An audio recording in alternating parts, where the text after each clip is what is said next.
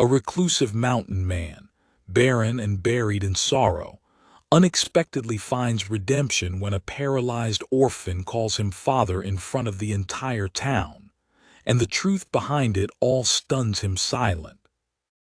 The church bell in Saddle Creek rang hollow that morning, not in celebration or mourning, but as a warning of a storm brewing overhead.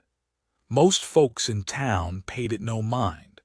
They were too busy with their own burdens, their own hollering children and blistered hands from digging in dry earth. But in front of the old orphanage, weather-worn, with one shutter hanging crooked and steps groaning under every passing foot, a little girl sat alone in a rickety wheelchair, her small hand resting on her lap, unmoving, her eyes fixed on a trail that curved toward the mountains. Her name was June. She had no family, no cousins, no great-aunt in the next county, and she'd long given up hope that anyone would ever want her. Not after the accident that left her unable to walk and the years spent being passed over again and again like some cracked vase on a dusty shelf no one wanted to take home. She was 9 years old, thin as a rail and quiet, except when she whispered things to the wind. The orphanage matron, Miss Doreen, had just finished hanging out wet linens when she saw the shadow of a man approaching from the north trail. He was tall, broad-shouldered, hair grown out wild, beard thicker than fence brush, and boots caked in weeks of dirt. He looked like he hadn't been among people in years, and he moved like someone who wasn't sure he wanted to be. His name was Thorne Callahan. Folks around the region called him the Bear on the Ridge, though few had ever seen him up close. It was said he lived in a stone and cedar cabin far into the mountain, where no one dared tread unless they were lost or foolish or both. He'd once been married long ago, but time, grief, and pain had hollowed him out, and what was left inside was mostly silence. He didn't come to town for supplies unless he absolutely had to, which was why it shocked Miss Doreen when he tied his horse out front and strode toward her porch with a slow but certain purpose in his step. "I hear you have 3, he said without preamble. His voice was gravelly, dry from disuse. She squinted at him, wringing her apron. 3 orphans?" She nodded. "Aye, but none you'd be interested in, Mr. Callahan." He looked past her to where June sat, alone, staring up at him. "I'll take them." Doreen froze. She glanced back at the other 2 children inside, the twin boys, wild as windstorms and loud enough to peel paint. Then she looked again at June. "All 3?" she asked. $3, 1 for each. She didn't know whether to laugh or cry. She gave him a look that said, "Don't you joke about something like this," but his eyes didn't waver. "You can't just buy children," she whispered, heart thumping. "I ain't buying," he said quietly. "I'm taking responsibility. It's different." And then, as if to answer the ache in June's heart before it even found the words to reach her lips, she wheeled herself closer with shaking arms, and said in a voice that made even the birds pause mid-song, "Papa." Thorne's breath hitched. Doreen's hand flew to her mouth. But June wasn't smiling. She looked stunned by her own words, as if they'd escaped her without permission, like the wind had carried them from a place deeper than she even knew she had. He didn't answer, not with words. He just stepped toward her slowly, knelt down in front of her, and took her hand into his large, weather-worn one. She trembled but didn't pull away. Neither did he. A week later, the townsfolk were whispering behind wagons and church pews. Thorne Callahan had taken not 1, not 2, but 3 orphans up into those cold ridges, and he hadn't said a word to anyone about why. The baker's wife claimed she saw June reach for his hand. The blacksmith said he'd seen the girl's lips move, and she'd called him Papa. But no one could figure out why a man like Thorn, alone for more than a decade, said to be barren and bitter and bruised by life, would suddenly take in 3 children, especially a child who'd never walked since she arrived, a child no family wanted, a child who barely spoke. Up in the mountains, life didn't begin softly. The first morning in Thorn's cabin was quiet, yes, but not peaceful. The boys fought over blankets, June's chair couldn't fit through most doorways, and the wood stove was stubborn. Yet somehow none of it seemed to break him. He fixed what needed fixing. He didn't scold. He didn't threaten. He just did. But that night when the children were asleep, he stepped out onto his porch, hands trembling. The stars overhead were fierce and unblinking. He dropped to his knees and whispered into the dark, "I can't be their father." But the wind didn't answer him, and neither did God, not yet. The next morning, June wheeled herself out to the porch, dragging a blanket behind her. She stared out at the sunrise and then, very softly, said, "You don't have to be good at it, you just have to stay." Thorn turned. He hadn't told her to come out. He hadn't said a word. "How'd you know I was out here?" he asked. She looked up at him with eyes that had seen too much too soon. "Because that's where broken things go when they want to heal." That evening she had a fever. Her cheeks turned red and her breathing went ragged. The boys didn't understand and were afraid.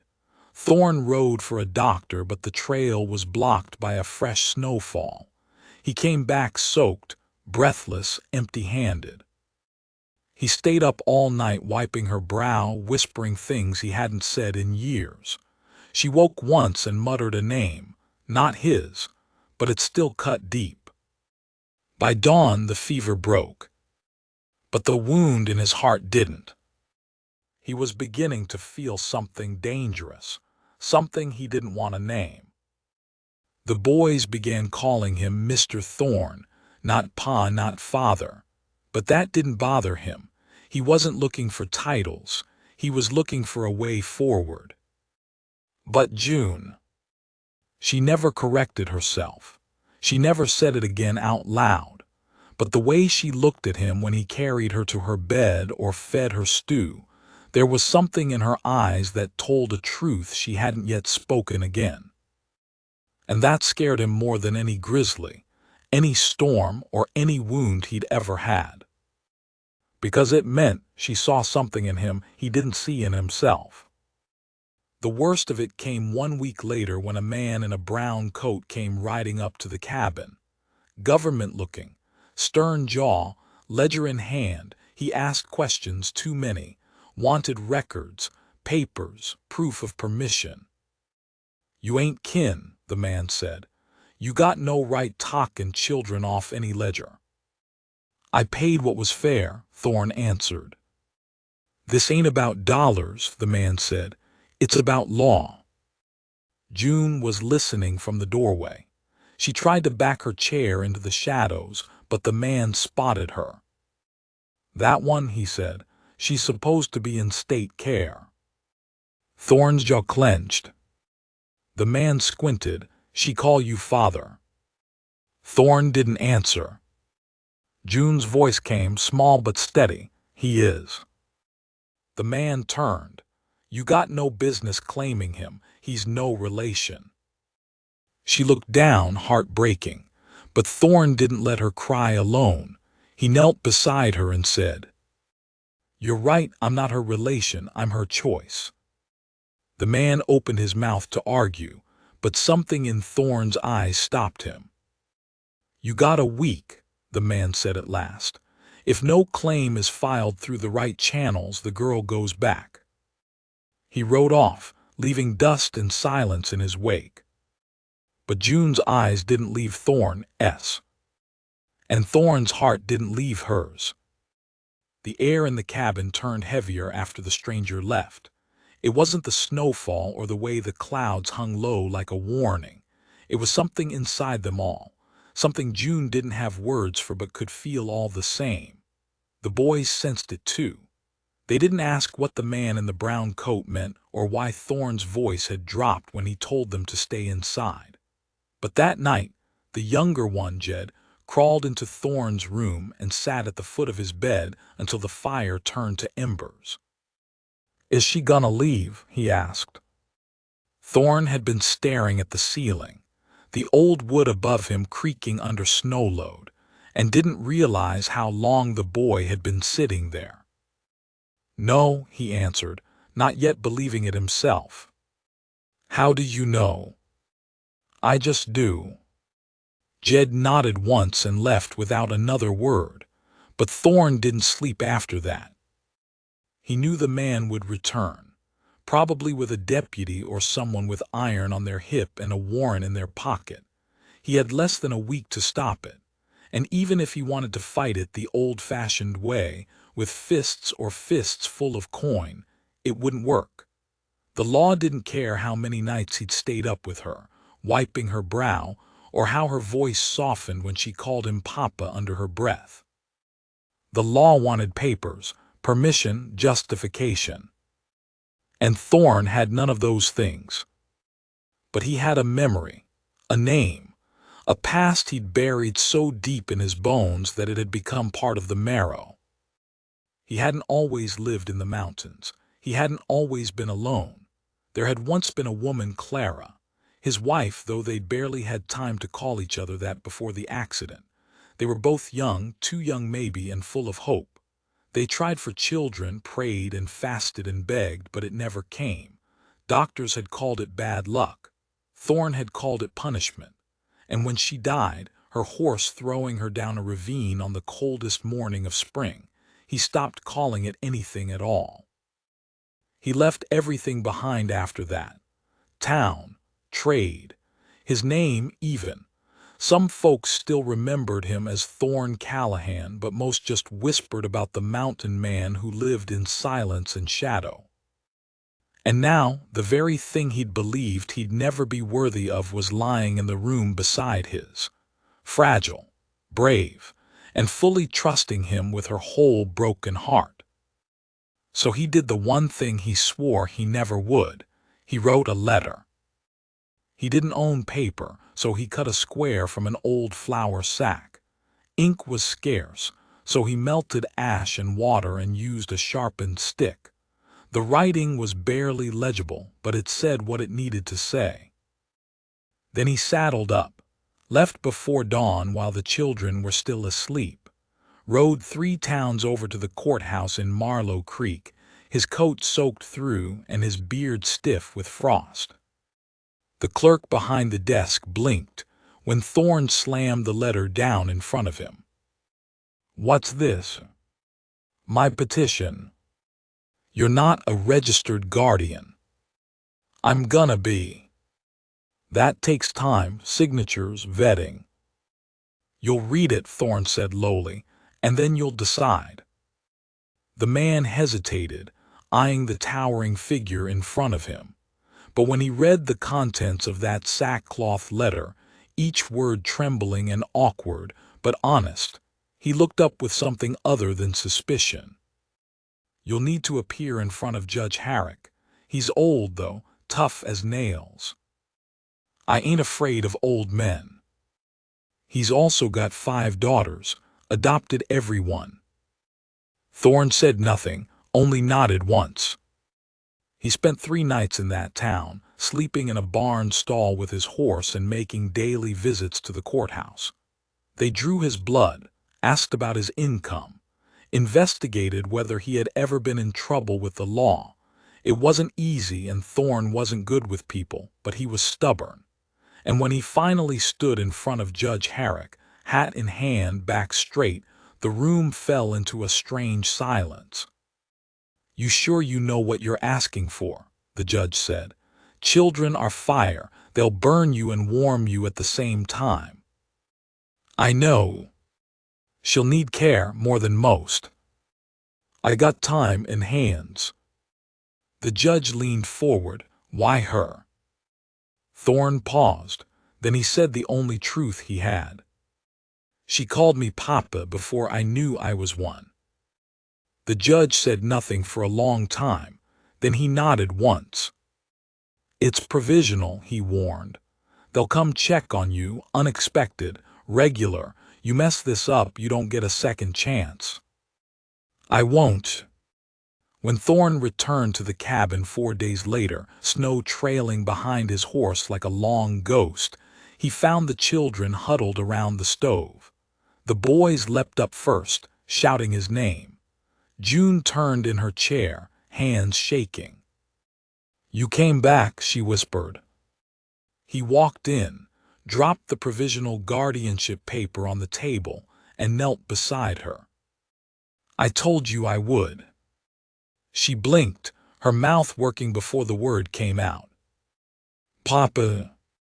He nodded, "and this time it's real." For the first time in her life, June cried without fear. Thorne held her through it. But peace never stayed long. The man in the brown coat returned the next afternoon, riding up the trail with 2 others and a wagon behind them. He stepped down and knocked once on the cabin door, but before Thorne could reach it, June had already wheeled herself forward. "Go away," she said. Her voice was small, but there was steel in it. The man smirked. "I told you you're not." "She's mine," Thorne said from behind her. The man turned.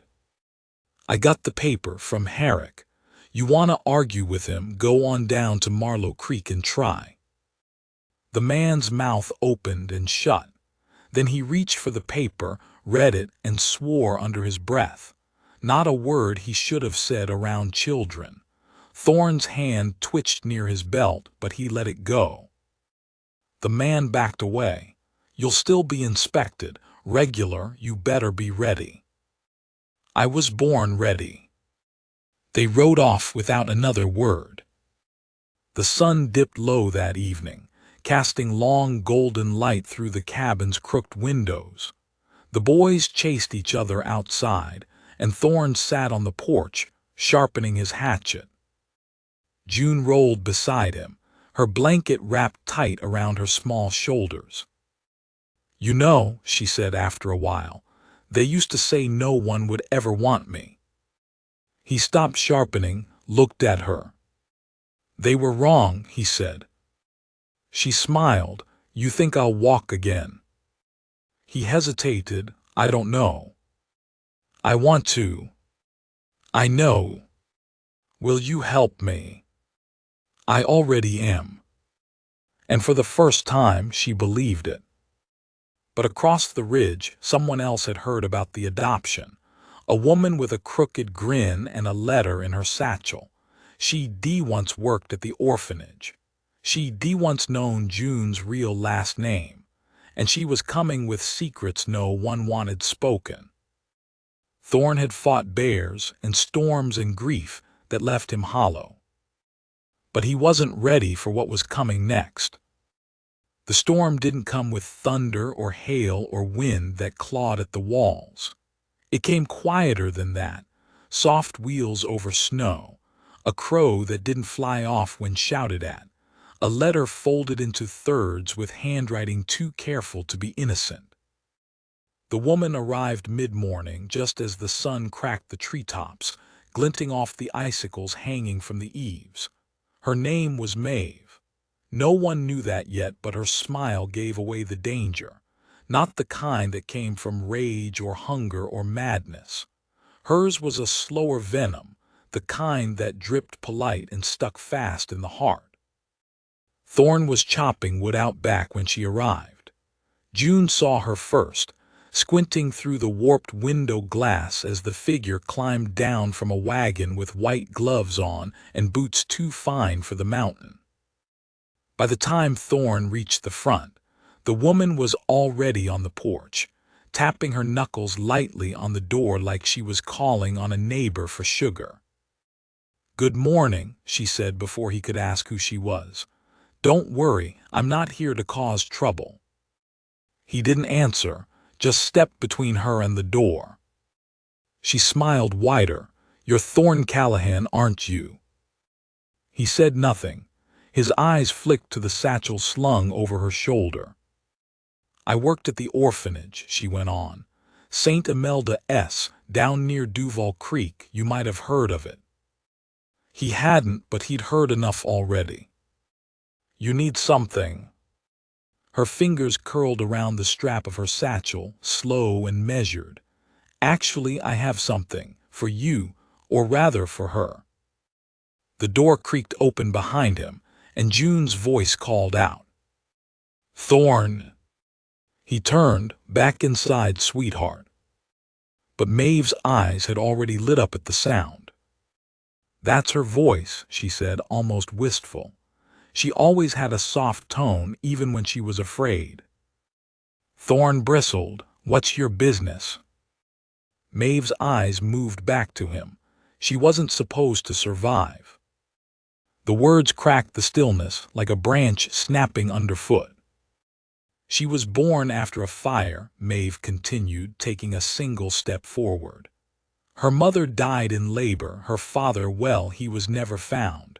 Most of us thought she wouldn't last the winter. She was frail, couldn't cry properly, always cold even when wrapped in furs." Thorn didn't blink. His hand had moved to rest on the axe still belted to his hip. "We all make mistakes," Maeve said, eyes drifting toward the woods. "Some of us bury them. Others keep them warm and safe and give them new names." He looked at her hard. She smiled again. "Don't worry, Mr. Callahan. I'm not here to take her." "Then what are you here for?" She reached into her satchel, slowly, pulled out a letter. It was aged, yellowed at the corners, and sealed in wax. "This," she said, holding it out, "was written by someone who knew the truth. I didn't read it, wouldn't dare. But I promised the woman who wrote it that if I ever found the girl, I'd make sure she got it." Thorn didn't take it. "She's happy," he said instead. Maeve's smile faltered just slightly. "That doesn't mean she doesn't deserve to know." Thorn stared at her, then slowly took the letter. Maeve turned, stepping off the porch as quiet as she'd come. "She won't hate you for keeping it from her," she said over her shoulder, "but she might not forgive you either." And then she was gone. Thorn didn't open the letter.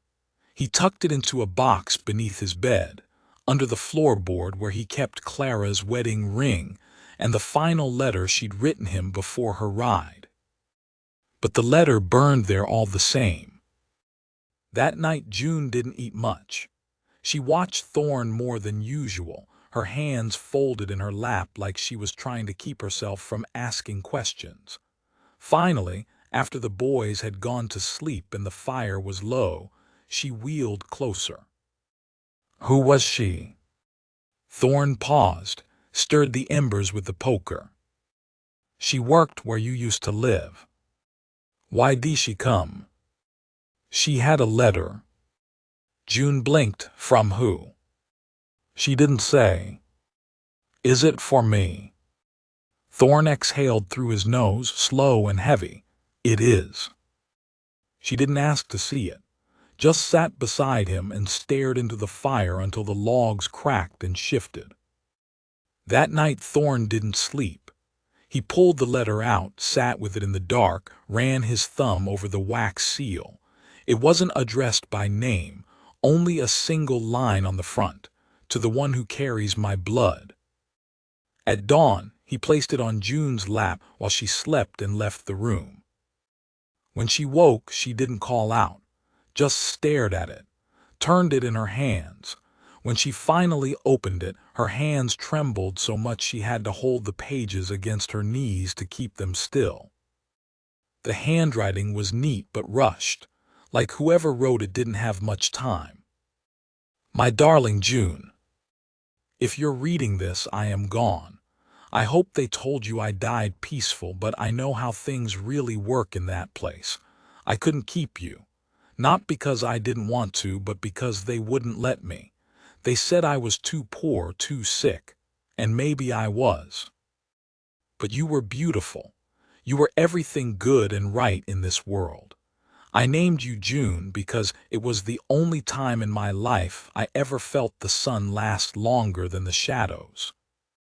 Your father, I can't write his name, not because I hate him, I never did, but because there are men who'd follow it, men who'd hurt you if they knew who you came from. He didn't know about you.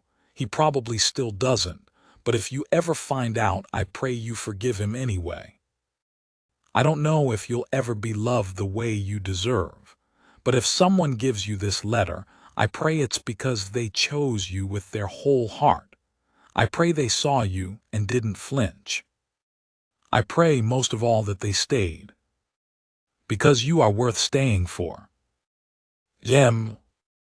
June didn't cry, not then. She just folded the letter once, then again, and then held it to her chest. That evening, she handed it to Thorn without a word, and the look she gave him said more than anything else could have. She wasn't asking to leave. She was asking if he still wanted her now that she came with mystery and danger, and a past with edges that could cut. He didn't answer, just pulled her close and kissed her head. But the words burned in him all the same. They'd hurt you if they knew who you came from. He didn't know what it meant, but someone out there might. And he couldn't let that happen. The days passed with unease. Maeve didn't return, but the boys spoke of a man on the ridge, said they saw smoke from a campfire where there hadn't been one before. Thorn checked the area twice and found nothing but footprints. He couldn't tell if they were new or old. Snow had a way of covering up things that didn't want to be found. Then came the telegram, brought by a rail courier, delivered straight to Thorn's hands with trembling fingers. No return address. Only 5 words. I know who she is. Thorn burned it in the stove before the children saw. But it was too late. Someone knew. And they were coming. The stranger came 3 days after the telegram. Not with a gang or guns drawn, not loud or wild-eyed like the threats Thorn had weathered in younger years. No, this one came on horseback, slow and still, like a shadow that had learned to wear a man's face. He dismounted in front of the cabin around dusk, just as Thorn was chopping firewood. The sound of hooves crunching frozen soil stopped Thorn mid-swing. The axe thudded into the stump, half sunk in a knot. He turned slowly. The man didn't speak. Neither did Thorn. For a long moment, the only sounds were the wind and the crack of frozen branches high above. The stranger wore a dark duster worn at the elbows. His boots were polished, too polished for mountain roads.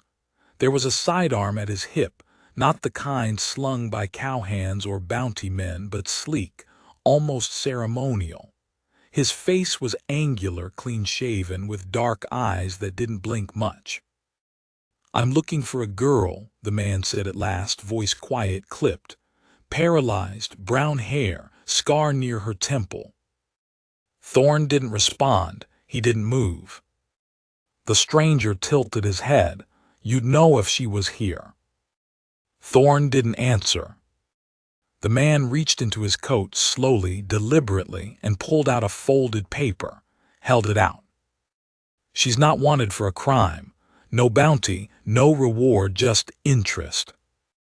Still, Thorn didn't move. So the man unfolded the page himself and let it dangle from his fingers. It was a charcoal sketch, June. Almost perfect, right down to the tilt of her eyes. She's not your daughter, the man said more softly now. We know that, and we don't blame you for keeping her. She was abandoned, forgot, but someone remembered. Thorn stepped forward then, 1 pace. Who sent you? He asked, voice low and firm. The man looked pleased to finally get a response. People who matter, people who lost something very dear to them. She's not a thing to be recovered. The stranger tucked the sketch away. Then what is she? Thorn didn't answer. The man smiled. You ever hear the name Cowboy? The name slid through the air like ice water over gravel. It meant nothing to Thorn, yet something in the way it was spoken made his skin crawl. Didn't think so, the man went on. They're private people, quiet, wealthy, old blood, East Coast mostly, but the kind of people who don't believe in coincidence. And what do they want with a child they gave away? The man's smile faded. They didn't give her away. He let that hang in the air. They were told she died. At birth, stillborn, it was cleaner that way, less scandal, less attention, but now. He let out a slow breath. Now the patriarch is dying, and secrets have a way of clawing back to the surface when men like him are faced with the grave. Thorn stepped closer. If he wants peace, he can keep his secret buried. The stranger didn't flinch. He doesn't want peace, he wants absolution. Thorn's hand twitched toward his belt, just a flicker of instinct, but the stranger noticed. I'm not here to take her, he said. Not yet. I'm here to tell you that when the time comes, and it will come, you should be smart. Let her go. Let her find out the truth from the ones who lived it. Thorn stepped even closer, until they stood just 3 paces apart. She's got a family now. She has a birthright. She has scars, and she doesn't need new ones. The man's eyes narrowed. She could have everything, comfort, power, a place in the world. You think a cold mountain cabin is all she deserves? I think love's worth more than legacy. The man shook his head slightly. Legacy is what endures. Love is what gets buried with the bones. And with that, he mounted his horse again. Tell her, he said over his shoulder, or we will. He rode off into the woods, not looking back. Thorn didn't sleep that night, nor the one after. On the 3rd day, June found him sitting on the porch just after dawn, watching the tree line like it might move. She wheeled beside him, blanket over her lap. You didn't eat, she said. Not hungry. You didn't come to prayers either. He didn't answer that. She reached into her lap and pulled something out, a folded piece of paper. She handed it to him. It was the sketch. The man left it, she said. I found it by the barn. Thorn's jaw tensed. It's not worth your worry. She looked up at him, her voice barely above a whisper. Then, why do you look like you're waiting to be shot in the back? He didn't answer. June reached out and placed her hand over his. Tell me the truth. So he did. Everything. The letter, the stranger, the name Cowboy. He left nothing out. When he finished, she sat quiet for a long time. Then softly, so my mother loved me, but someone else decided she didn't matter. He nodded. And now they want me back, after all this time. He nodded again. She stared out at the trees. Do you think I should go? I think you should choose, not be taken. June was quiet again. Then she said something he didn't expect. I want to meet them. His heart sank. You don't know what they'll. I want to meet them, she repeated, firmer this time. Not because I need them, but because they need to see what I became without them. He stared at her. You're sure? I don't want their name. I don't want their riches, but I want them to see who I am and know that they had nothing to do with it. He nodded slowly. I'll go with you, he said. No, you'll take me. They left 3 days later. The journey down the mountain was brutal. Snow had thawed into mud and the cart wheels stuck more than once, but they pushed on. They traveled through Whisper Ridge, then down past Drybone Junction, and into the flatlands that sprawled like paper unfolded at the edge of the world. The Cowboy estate wasn't on a map. It rose like a monument in the middle of nowhere, columns and courtyards, and gates too tall to scale. They weren't expected, and yet the guards let them in. Inside, the halls were hushed, servants moving like ghosts. Paintings watched from every wall, faces long dead and just as cold. At the center of it all, in a room with floor-to-ceiling windows and a fire that didn't warm, lay the patriarch. He was frail, hooked to tubes, eyes sunken yet sharp. They rolled June into the room. She didn't flinch. He stared at her for a long time. Then, barely a whisper, "You have her eyes." June's voice was stronger, and her spine, and her fire. He nodded slowly. "I'm dying," he said. "I know. I made mistakes. You made decisions." He let out a breath that sounded like a laugh. "You'll inherit it all, the house, the holdings, the name." She shook her head. "I already have a name, and a home, and a father." Thorne stepped forward, placing a hand on her shoulder. The old man closed his eyes. "I wanted to see you once," he murmured, "before the end." "You have. Will you stay?" "No." "Then take something." June reached into her coat and pulled out the letter her mother had written. "I already did." She left it on the bedside table. They turned and walked out, past the guards, past the gates, past the wealth and the ghosts of power.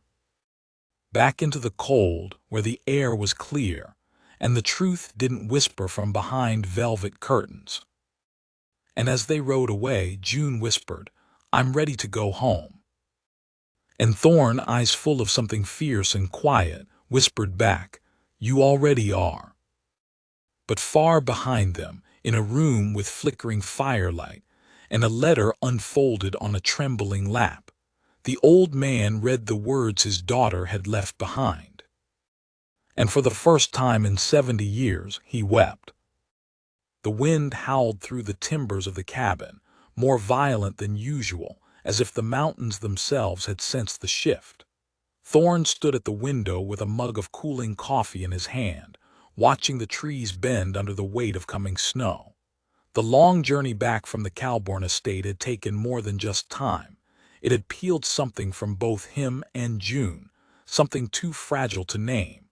Neither of them spoke about what had happened in that house of money and secrets. They hadn't needed to. June had returned to the rhythm of the mountains, her fingers once again stained with ink as she wrote stories for the children in the valley below.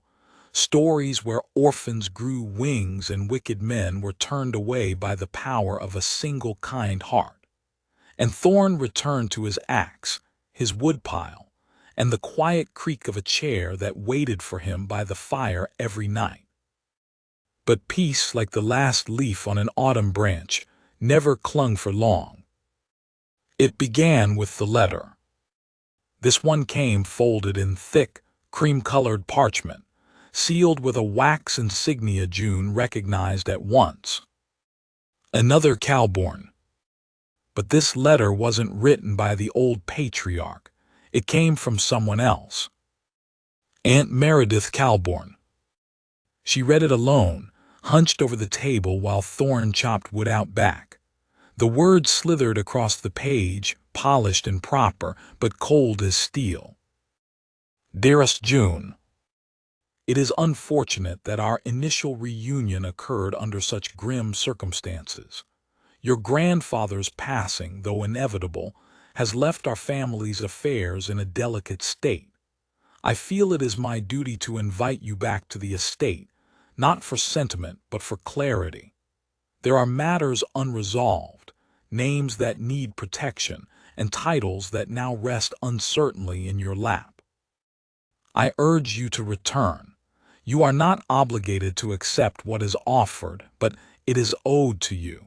Refusing to hear it would be a disservice to your lineage. Kindly, Meredith C. It was signed with the kind of flourish that smelled more like threat than invitation. June didn't tell Thorne right away. She folded the letter into her journal and sat on it for nearly 2 weeks, but something in her shifted. Her eyes, once full of daydreams and pretend kingdoms, now settled more often on the window, watching the tree line as though she expected ghosts to emerge. And one morning she said it. I need to go back. Thorne's axe paused mid-swing. He lowered it slowly. Why? Because they think I'll stay away. Because they want me to stay small, to pretend I never mattered. She held out the letter. Thorne read it twice, then folded it and slid it back into her hand. I won't stop you. You're not coming. I'll take you, but I won't cross that threshold again. She nodded, not hurt but thoughtful. What if they try to keep me? He looked at her then, long and hard. They'll fail. They rode out again, slower this time. June was pale, thinner than before. Her health had begun to falter in the night since the last visit. Pains in her back, trouble sleeping. But she said nothing, only smiled and said, We're just dust returning to dust, but I've got time enough. The Calbourne estate was darker this time. The windows, once lit in warm orange glow, now stared out like dead eyes. The servants didn't smile. The air inside felt stale, like something ancient had been left to rot. Aunt Meredith stood at the top of the staircase when they arrived, tall and severe, with hair like braided iron, and a dress stitched with frost-colored lace. You came, she said, descending slowly. That was bold. June didn't blink. It was necessary. They wheeled her through halls hung with portraits of dead men. Meredith didn't speak until they reached the drawing room. There's another, she said at last. June stiffened. Another what? Another heir. The room went quiet. A long grandfather clock ticked behind the drapes. He was hidden like you, a brother. June's heart slowed. Meredith nodded. His name is Edwin. You were born minutes apart, twins. Thorne's hand flexed near his sidearm. He was raised in Vienna, private tutors, guarded estates. He only learned of you 2 weeks ago, and he wants to meet you. Why now? June asked. Meredith's face softened in a way that seemed calculated, not kind. Because your grandfather left equal shares to both of you, and Edwin, well, he doesn't want to share. Thorne growled low in his throat. She doesn't want anything from you people. Meredith turned toward him, frost in her eyes. Then she should be careful, because people who don't want things are often viewed as threats by those who do. Later that night, Thorne stood guard outside June's room while she met Edwin alone. He was nothing like her. Where she was firelight and quiet strength, he was all sharp edges and velvet words. He called her sister like it was a taste he couldn't quite stomach. You're braver than I expected, he said, pouring himself a brandy.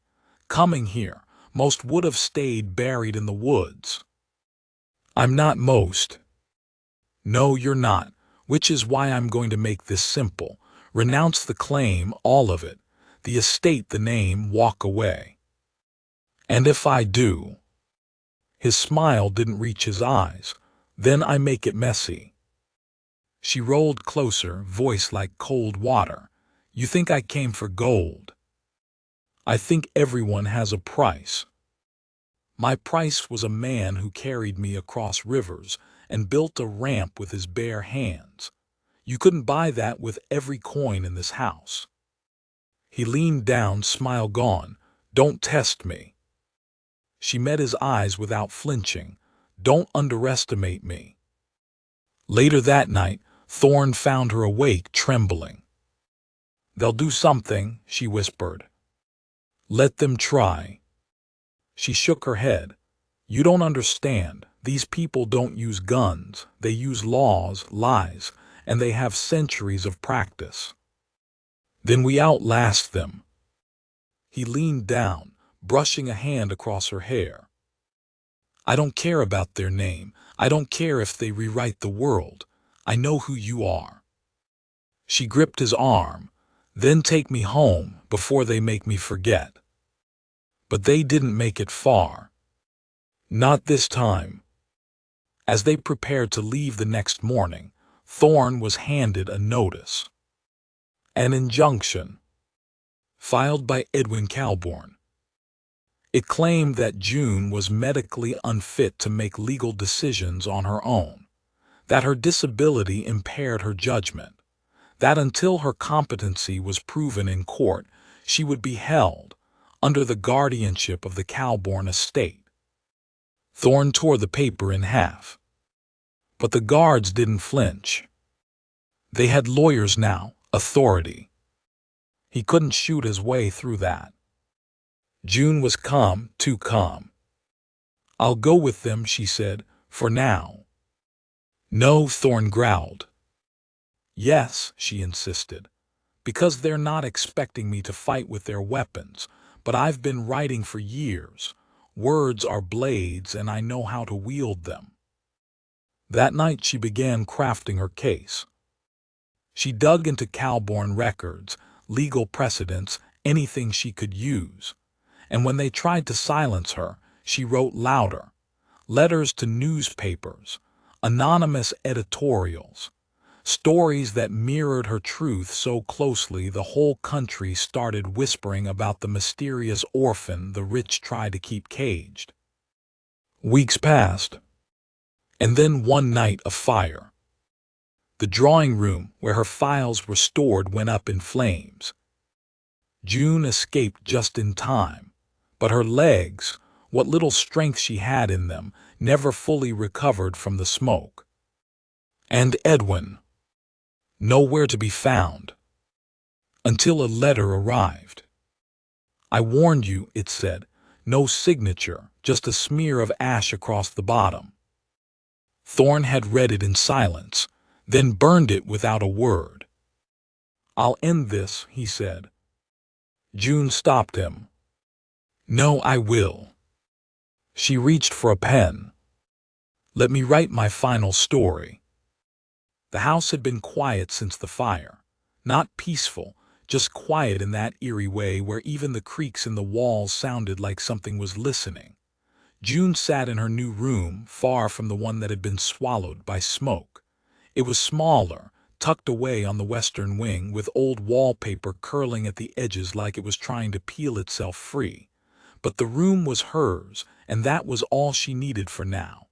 A desk, a chair, and paper that hadn't burned. She began writing again. Not stories this time. No winged orphans or gentle mountain spirits. What she wrote now was plain, ugly, and sharp. Her account. Every detail of how Edwin tried to strip her of agency. How Meredith's hands were clean but her eyes had always watched. How the Calbourne name, rich with gold and grandeur, had decayed into a shell that fed on its own blood to stay alive. She chronicled it all, every whisper, every smirk, every unsigned threat folded beneath her door. She wrote until her fingers cramped, and the candle beside her burned to its base. And she sent it out. To the townsfolk who still remembered her mother. To the publishers who had printed her fairy tales. To the lawyers who had turned her away as a child and now, shamed by public scrutiny, leaned closer with apology in their eyes. The mountain stirred again, but this time with her voice. Meanwhile, Thorne had not been idle. He could not fight the law with his fists, but he could use the law's own tools. He met with men in the backrooms of taverns, men with records and documents and more grudges against the Cowborns than anyone dared speak aloud. He found testimony from a former maid who'd witnessed Edwin forge signatures. He found financial trails that snaked like vipers around quiet bribes and gifts that were meant to disappear. And he found an ally in an old judge, Judge Rayner, once turned down a Cowborn bribe, then been exiled from the courts for daring to speak of it. "I always knew that family would rot from the inside out," Judge Rayner said, voice brittle with age but steady. "But I didn't think I'd live long enough to see one of them try to make it right." Thorne said nothing. He only placed June's letters in front of him. The man read them all. Every single one. When he finished, he took off his glasses, wiped his eyes, and nodded. "We'll give her a voice they can't take away." They filed motions, petitions, and then finally a public hearing, one the Cowborns couldn't control. It was set for the end of the month. June would face her brother before a crowd. No estate halls, no secret meetings, just her, the truth, and a court that the Cowborns had to respect, if only because the world had started watching. But Edwin wasn't going to let it happen. A week before the hearing, June woke to find her wheelchair missing. The nurse who'd brought her meals was replaced with a stony-faced woman who said nothing and locked the door behind her. For days she was left alone. No firewood, no letters allowed out, just stale bread, lukewarm broth, and silence. She didn't cry, not once. She waited. And when Thorne came, because of course he did, he came not as a guest but as a fury. He didn't knock on doors. He kicked them in. The staff tried to stop him, but Thorne had spent his whole life in the wilderness. He could break a bear trap with his hands. Human resistance didn't concern him. He found her weak, curled under a blanket with her ink-stained hands still clenched around her last letter. "Let's go," he whispered. June nodded, barely able to stand even when he lifted her into his arms. She smelled of cold walls and days without sunlight, but her eyes had not dimmed. They didn't go back to the cabin. Instead, they stayed in a small boarding house near the courthouse, under the protection of Judge Rayner and 2 deputies who didn't care for the Cowborns' influence. The morning of the hearing, it rained. June wore a dress that had once belonged to her mother, a simple thing, faded lavender and lace along the sleeves. Thorne pushed her chair through the courthouse doors, every head turning as they entered. Edwin was already there, flanked by 2 attorneys and dressed like he was attending a funeral. Which in some ways he was. The judge called order, then asked June if she would like to speak. The room held its breath. June rolled forward. Her voice was soft but carried like wind through a canyon. "I was told I had nothing," she began. "I was told I would never walk again, never matter. I believed it, until someone came along who looked at me like I wasn't broken, not once. And I remembered who I was, what I came from, not the Cowborn name, but something before that, something better." She paused. Her eyes fell on Edwin. "My brother says I can't make decisions, that I'm weak, that I should hand him everything because that's what's expected. But I say no. I say the name you all protect has become a lie, and if it falls, then let it. Let it fall so something honest can grow where it used to be." The judge asked questions after that. So did Edwin's lawyers. They tried to twist her words, tried to make her stumble. But June had faced fire, smoke, poison in the form of civility. These men didn't scare her. She answered every question. not with defiance but with truth so steady it cracked the falsehoods they tried to build around her. When it was Edwin's turn, he smiled too quickly. "My sister is confused. She suffered greatly. I only wish to help her transition into a peaceful life, one where she's taken care of." The judge raised an eyebrow. "And yet, the nurses you hired locked her in a room and denied her mobility." Edwin hesitated. "That was miscommunication. Or strategy." Silence. It lasted long enough that the judge tapped his gavel once. "Enough, I've heard what I need." Everyone rose. June closed her eyes. And the judge delivered his verdict.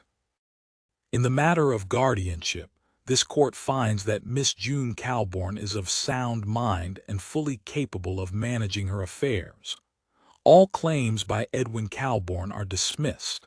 Furthermore, given the testimonies and evidence presented, I recommend a formal investigation into Mr. Calbourne's conduct regarding fraudulent claims and mistreatment."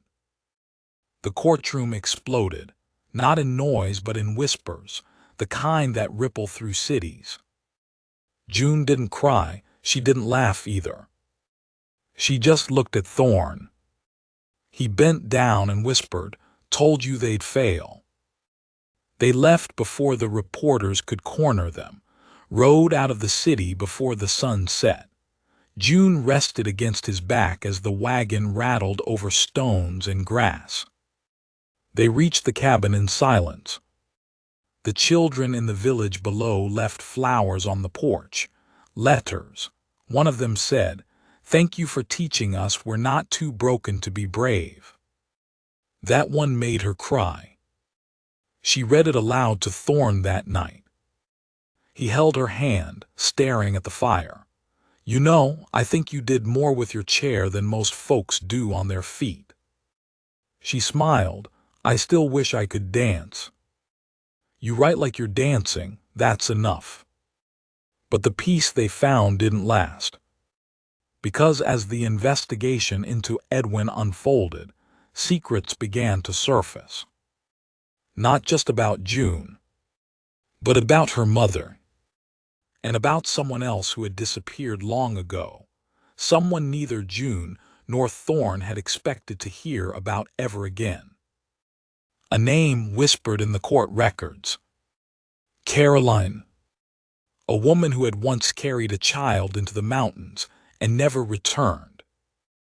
A woman who may have been June's sister, and who may still be alive. June didn't sleep that night. Even after Thorne put another log on the fire and kissed her forehead, even as the cabin grew quiet and the wind hummed a lullaby across the hills, she stayed wide-eyed beneath her quilt, holding that paper. One name, one word scrawled in the margins of a court file that should have been about Edwin's fraud. But it wasn't just about him. It was about the legacy he tried to bury, and maybe about the sister June had never known she had. Caroline. The name kept circling back to her, curling like a ghostly ribbon around all the unanswered questions. Why had Edwin's father, her own father, destroyed the documents about June's birth mother? Why had the family refused to speak of Caroline, even in whispers?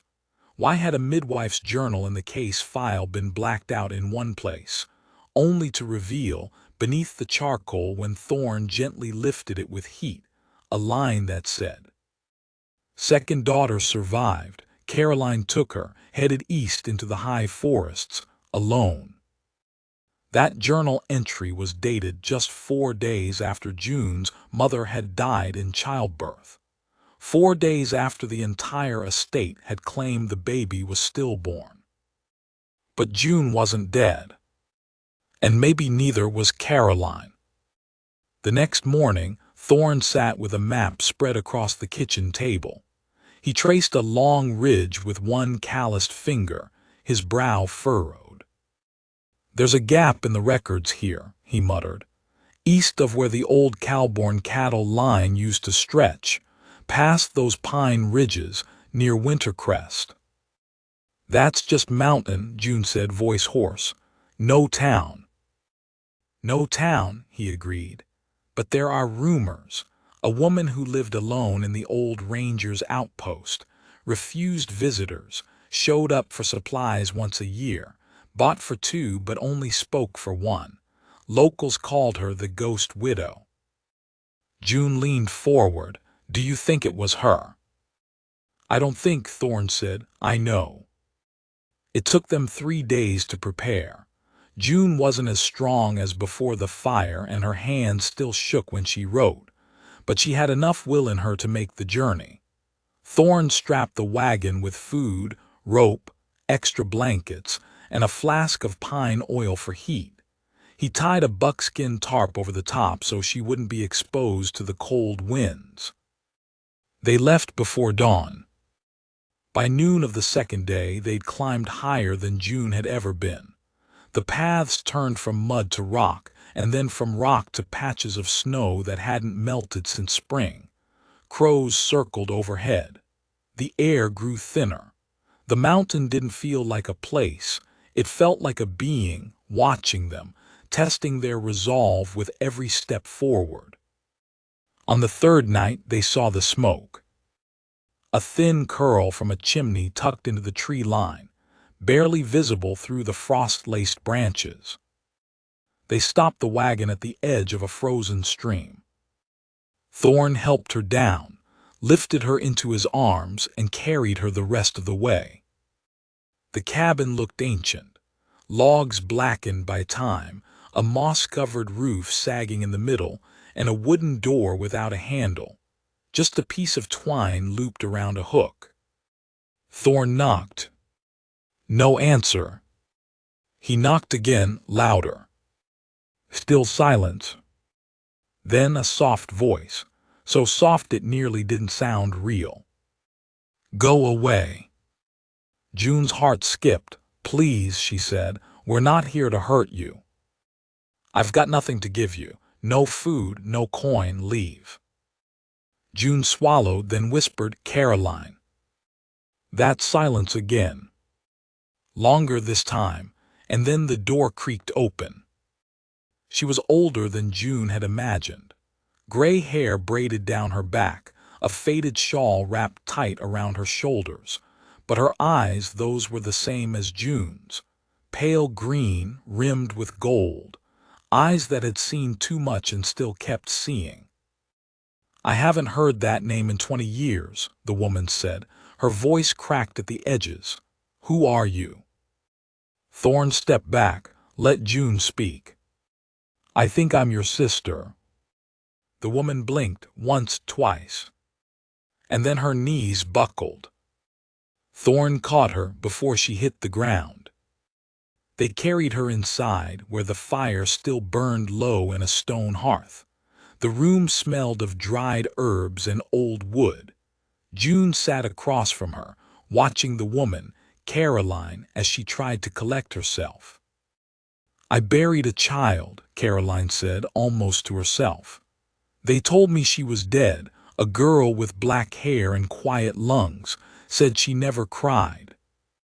I was that child, June said softly, but I did cry my whole life. Caroline's hand covered her mouth. Tears streamed down her cheeks. I begged them, she whispered. I begged to hold you once, just once. They told you no, June said. They told me nothing. For a while, neither of them spoke. Thorne stepped outside, giving them space. When the silence broke, it broke with Caroline's story. She had been 19 when her father arranged for her to marry a Cowboy cousin. She refused. She ran, pregnant, terrified, alone. Her mother helped her escape in the night, right before Edwin's father found out and threatened to have her hunted down. She gave birth in a ranger station, aided by a midwife who feared for both their lives. Then came word that the estate had declared the child, June, dead. I went mad, Caroline said, fingers digging into her dress. I wandered the woods for days. I wanted to die. But then I remembered what I'd promised your mother, to protect you if anything happened. I failed her." "No," June said. "You didn't fail, you survived, and now we're here." Caroline reached out, touched June's hand like it might vanish. "I knew if I ever saw you again, you'd be brave." June's throat closed. "I'm only brave because of him." She looked toward the window, where Thorn stood beneath the snow-streaked sky. "He found me when no one else wanted me, when I had nothing." Caroline smiled, a sad little curve of her mouth. "Then you've already won." They stayed 2 nights in the cabin. Caroline had saved every letter she tried to send but never mailed. There were dozens, addressed to names that didn't exist, places made up to trick the Cowborn's spies. She showed June a tiny carved cradle, meant for the child she thought she'd never find again. By the time they left, June wasn't the same girl who'd rolled in through those courtroom doors. She was fuller now, whole in a way that wasn't visible, but real. Back in town, the Cowborn estate was being dismantled. The papers ran the story for weeks. Edwin's arrest, the hidden financial ledgers, the fake guardianship papers. But none of that mattered anymore. June published her story. The real one. About a girl paralyzed not just in body but by grief, and a man who carried no child of his own, but gave her the kind of fatherhood the world forgot existed. She didn't name names, didn't drag the past across every headline. She just told the truth. And it spread. Letters came in from other orphans, from other wounded girls who thought no one would ever want them. June answered everyone. She and Thorn built a second cabin, smaller, closer to the first. Caroline moved in that spring. She walked with a cane, and June wheeled beside her, and the two of them made wildflower tea and watched the storms from the porch. June published a second book, The Girl in the Wheelchair Who Walked Through Fire. It was dedicated to Thorn, and to a child she hadn't met yet. Because that winter, after the first heavy snow, June passed Thorn a note. He opened it, confused, and then stared for so long she had to snap her fingers. "You're going to be a father," it said. "You said you couldn't," he stammered. She smiled. "So did they, but here we are." He dropped to his knees beside her chair, head pressed to her belly, and whispered, "I prayed and I never stopped, even when I didn't believe." Her hand cupped his cheek. "Then I guess we both got our miracle." But just as spring thawed the land again, and peace wrapped itself around their new life like a warm quilt, a rider came up the mountain, wounded, bleeding, and carrying a name that hadn't been spoken in years. One tied to June's real father. Or disappear, hide the truth, protect their peace. But the decision was made that night, when the first shot rang out. It shattered a window. June screamed. Caroline pulled her to the floor. Thorn grabbed his rifle. Another shot, this time into the wall, inches above where Malcolm lay. Someone was coming for the deed. Thorn kicked the back door open, gun drawn. He moved like a shadow, slipping behind the cabin and circling wide. He saw one man near the tree line, crouched low, rifle aimed. Another stood by the barn, signaling to someone deeper in the brush. 3, maybe 4. He took the first down with a single shot to the shoulder, not fatal, but enough to drop him. The others scattered, but they didn't run far. Thorn chased them through the trees, heart pounding. He caught another near the fence. The man swung first. Fist grazed Thorn's jaw, but Thorn drove the butt of his rifle into the attacker's stomach and brought him down hard. The others vanished into the woods. By dawn, 2 men were tied to the porch rail, groaning, bloodied but alive. June wheeled out beside them. The deed sat in her lap. "You tried to kill a dying man," she said. "You fired at a woman who can't walk. You think you'll scare me into silence." One man, young, maybe early 20s, spat on the ground. "You don't know what you're up against." June didn't flinch. "Neither do you." They turned the men in to the sheriff 2 days later. Federal marshals took over soon after that. The deed was authenticated. The Cowboy Trust fell into scandal. Investigations began. Trustees resigned. The estate froze. And June's name, her real name, was restored in full. But that wasn't what mattered to her. What mattered was that Malcolm lived. That Caroline didn't have to hide anymore. That Thorne, despite everything, stayed. They rebuilt again, stronger, with stone this time and walls wide enough to hold the future. And that spring, June gave birth. A girl. She named her Hope. She held her in trembling arms, tears streaking her cheeks, and whispered, "You're not alone. You'll never be alone." Thorne stood beside her, hand over theirs. "She's perfect," he said. "Her settlement. Its sign bore only one name. Hope's Hearth. Where no child would be left behind again. Where every unwanted one could find a home. Because once upon a time, a girl who couldn't walk found a man who couldn't father children, and together, they built something stronger than any bloodline. They built love. They built legacy.